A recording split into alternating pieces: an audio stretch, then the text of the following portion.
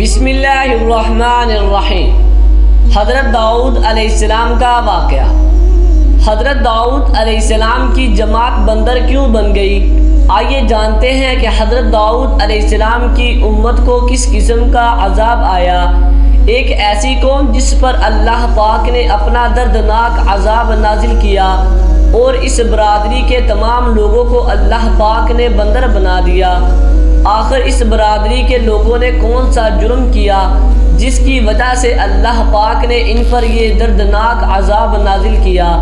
اور یہ لوگ بندر بننے کے بعد کتنی دیر تک زندہ رہے اور پھر درد سے کیسے مرے؟ اور جب یہ لوگ بندر بن گئے تو ان کی شکل دیکھ کر اپنے پیاروں کو کیا کہا؟ اور آج جو بندر پائے جاتے ہیں، کیا ان کا تعلق اسی نسل سے ہے؟ میں ان تمام سوالات کے جوابات قرآن و حدیث کی روشنی میں آج کی اس ویڈیو میں بتاؤں گا۔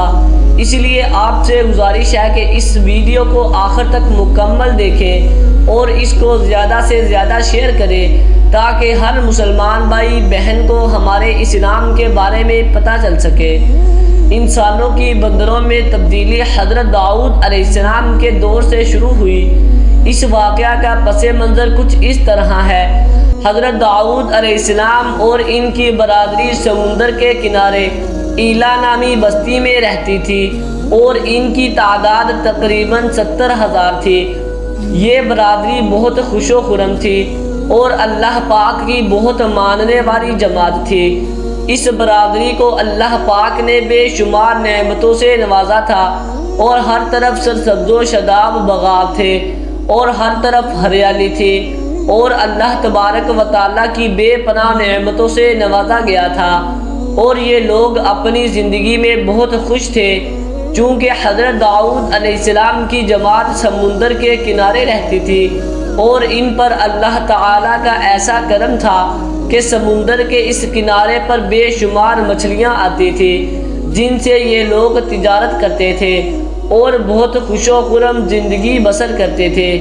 جب یہ امت اللہ پاک کی نعمتوں سے خوش ہو گئی تو یہ برادری اللہ پاک کی نافرمانی کی طرف اتری اور طرح طرح کے گناہوں میں مبتلا ہو گئی، اور پھر ایک دن اللہ پاک نے ان کا امتحان لینے کا ارادہ کیا اور حضرت داؤد علیہ السلام کو پیغام بھیجا کہ وہ اپنی قوم سے کہے کہ وہ ہفتہ کے دنوں میں مچھلی کا شکار بند کر دے، اور اس طرح اللہ پاک نے حضرت داؤد علیہ السلام کی امت کے لیے ہفتہ کے دنوں میں مچھلی کا شکار حرام کر دیا۔ پھر یہیں سے اس امت کی تباہی شروع ہو گئی۔ حضرت داؤد علیہ السلام نے اپنی جماعت کو بتایا کہ اللہ تعالیٰ نے ہفتہ کے دن مچھلی کا شکار کرنا حرام قرار دیا ہے، تو وہ لوگ بہت پریشان ہوئے اور ساری جماعت ہاتھ جوڑ کر بیٹھ گئی، کیونکہ ہفتے کا وہ دن تھا جس میں مچھلیاں بڑی تعداد میں آتی تھی اور یہ خود ہی ساحل پر آ جاتی تھی، اور باقی دنوں میں بہت کم یا کوئی مچھلی نہیں پکڑی جاتی تھی۔ اس قوم کی بقا کا انحصار مچھلیوں کے شکار پر تھا، جس کی وجہ سے یہ امت اللہ تعالیٰ کا یہ حکم سن کر پریشان ہو گئی۔ یہ لوگ اس سے بے خبر تھے کہ یہ اللہ کی طرف سے محض ایک امتحان ہے۔ پھر ایک دن شیطان نے ان کے دلوں میں یہ بات ڈالی کہ سمندر سے نالیاں نکال کر خشک زمین میں بڑے تالاب بنائیں۔ جب مچھلیاں ہفتے کے دن آئیں گی تو وہ ان نالوں سے گزر کر بڑے ٹینکوں میں داخل ہو جائیں گی، اور اس طرح ان نالوں کا منہ بند کر کے اگلے دن یعنی اتوار کو پکڑ لیا جائے۔ شیطان نے اس برادری کے لوگوں کو یہ کہہ کر دھوکہ دیا کہ اس طرح ہم ہفتے میں شکار سے بچ جائیں گے اور مچھلیاں بھی ہمارے ہاتھ لگ جائیں گی۔ بہت سے لوگوں نے اس کام کو پسند کیا اور انہوں نے بھی ایسا ہی کرنا شروع کر دیا، اور انہوں نے سمندر سے چھوٹی چھوٹی نالیاں نکالنا شروع کر دی، جس سے ان نالوں میں مزید مچھلیاں آنے لگی۔ اس برادری کے بدقسمت لوگوں کو شیطان کی یہ چال بہت پسند آئی، لیکن اس برادری کے لوگوں نے یہ نہیں سوچا کہ سمندر سے مچھلیاں کب آئی تو ان ٹینکوں میں قید ہو گئی، چنانچہ وہ مچھلیوں کا شکار ہو گیا۔ لہٰذا یہ شکار بھی صرف ہفتہ کے دن ہوا جسے اللہ پاک نے حرام قرار دیا۔ اس موقع پر یہودیوں کے 3 گروہ بنائیں گے۔ کچھ لوگ ایسے تھے جنہوں نے شکار کے اس عمل کو ناپسند کیا اور غصے میں آ کر شکار سے اجتناب کیا، اور کچھ لوگ اس کام کو دل سے برا سمجھتے ہوئے خاموش رہے اور انہوں نے شکار نہیں کیا، لیکن دوسروں کو بھی نہ روکا اور نصیحت کرنے والوں سے کہتا تھا کہ تم لوگ ایک ایسی جماعت کو نصیحت کر رہے ہو جسے اللہ تعالیٰ تباہ کرنے والا ہے اور ان پر دردناک عذاب نازل کرنے والا ہے۔ اور اس امت کے کچھ لوگ ایسے تھے، سرکش اور نافرمان لوگ تھے، جنہوں نے کھلے عام اللہ تعالیٰ کے حکم کی نافرمانی کی اور شیطان کی چالوں پر چلتے ہوئے ہفتے کے دن بھی شکار کرنا شروع کر دیا۔ یہ لوگ کھلم کھلا اللہ پاک کے حکم کی نافرمانی کرتے تھے اور ہفتے کے دن مچھلیوں کا شکار کرتے تھے، کھاتے تھے اور بیچتے تھے۔ انکار کے باوجود وہ ہفتوں تک ان نالوں سے شکار کرتے رہے۔ حضرت داؤد علیہ السلام نے ان 1200 افراد کو اللہ تعالیٰ کے دردناک عذاب سے ڈرایا۔ آپ نے ان سے کہا کہ اللہ پاک کی اس نافرمانی سے باز آ جائے، لیکن وہ باز نہ آئے اور کھلے عام شکار کرنے لگے۔ لہذا جو لوگ اس کو برا جانتے تھے انہوں نے اپنے اور ان نافرمان لوگوں کے درمیان ایک دیوار کھڑی کر دی، جس کے ایک طرف وہ 1200 نافرمان لوگ رہتے تھے اور دوسری طرف وہ لوگ تھے جو شکار سے پرہیز کرتے تھے۔ حضرت داؤد علیہ السلام نے اپنی جماعت کے نافرمان لوگوں کو بارہا سمجھایا، لیکن یہ لوگ اپنی نافرمانی سے باز نہ آئے اور اللہ تبارک و تعالیٰ کے حکم کی نافرمانی کرتے رہے اور اسی طرح شکار کرتے رہے۔ اور پھر ایک دن حضرت داؤد علیہ السلام نے غصے میں شکاریوں پر لعنت بھیجی، اور اس کا اثر یہ ہوا کہ ایک دن کرایہ داروں میں سے کوئی بھی گھر سے باہر نہ نکلا۔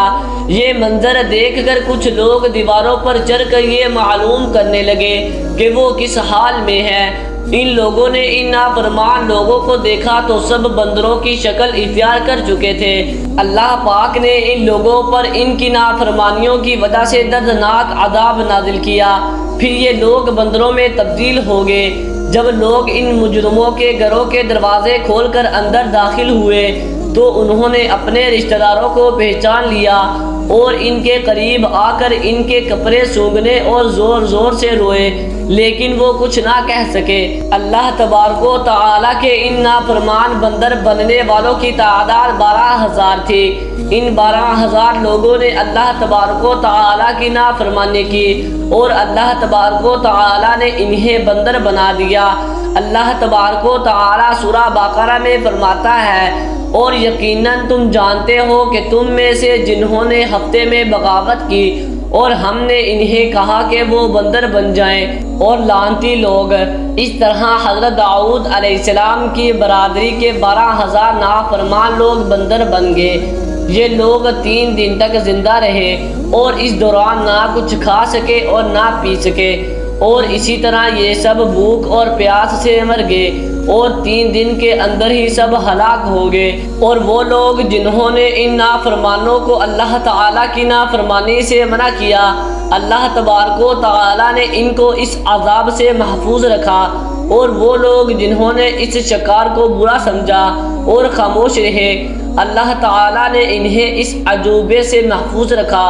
دوستو، اب بات کرتے ہیں کہ کیا آج کے دور کے بندروں میں سے کوئی ان کی نسل سے موجود ہے، یا آج جو بندر پائے جاتے ہیں وہ اسی نسل کے ہیں۔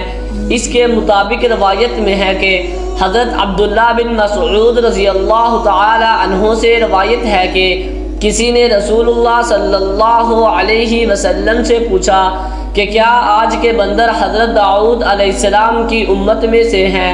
تو رسول اللہ صلی اللہ علیہ وسلم نے فرمایا کہ اللہ تعالیٰ امت پر عذاب بھیجتا ہے یا ان کی حالت خراب کر دیتا ہے، بس یہ عذاب انہی پر نازل ہوتا ہے جن پر یہ عذاب نازل ہوا، اور اس کے بعد اللہ تعالیٰ ان لوگوں کو ہلاک کر دیتا ہے اور ان کی نسل میں مزید اضافہ نہیں ہوتا۔